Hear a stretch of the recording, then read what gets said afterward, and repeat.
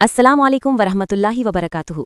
मेरे प्यारे भाइयों और बहनों, आज जब हम हज़रत मोहम्मद सल्लल्लाहु अलैहि वसल्लम के नाम को याद करते हैं तो दिल में एक तूफ़ान सा उठता है। वो इंसान जो यतीम होकर भी पूरी इंसानियत का बाप बना, मक्का की उन तंग गलियों में पैदा हुए जहाँ जुल्म की हवाएं चलती थीं, लेकिन उनकी मुस्कान ने अंधेरों को रोशनी से नहला दिया। कल्पना कीजिए, वो गुफा हिरा का अंधेरा जहाँ फरिश्ता जिब्रील आया और बोला, इक़रा, पढ़ो, और दुनिया का सबसे खूबसूरत कलाम नाजिल हुआ, कुरआन। लेकिन ओह कितना दर्द, उनके अपने चचा अबू तालिब का इंतकाल, खदीजा रज़ियल्लाहु अन्हा का जाना और ताइफ की उन चट्टानों की मार जो उनके पैरों को खून से लाल कर गईं। फिर भी उन्होंने कभी सिर नहीं झुकाया। हस्बुनल्लाहु व नीमल वकील, अल्लाह ही काफ़ी है हम पर।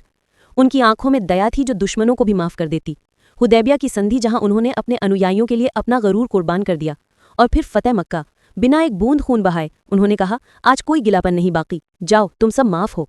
या रब, काश हम उनके एक कदम पर चल पाते। वो रोशन चेहरा जो जन्नत की खुशबू बिखेरता था। आज हम रोते हैं क्योंकि हम उनके दुखों को महसूस करते हैं, लेकिन मुस्कुराते हैं क्योंकि उनकी सीरत हमारी ज़िंदगी की मशाल है। खुदावन ताला हमें उनके जज्बात से नवाजे। आमीन। वस्सलामु अलैकुम।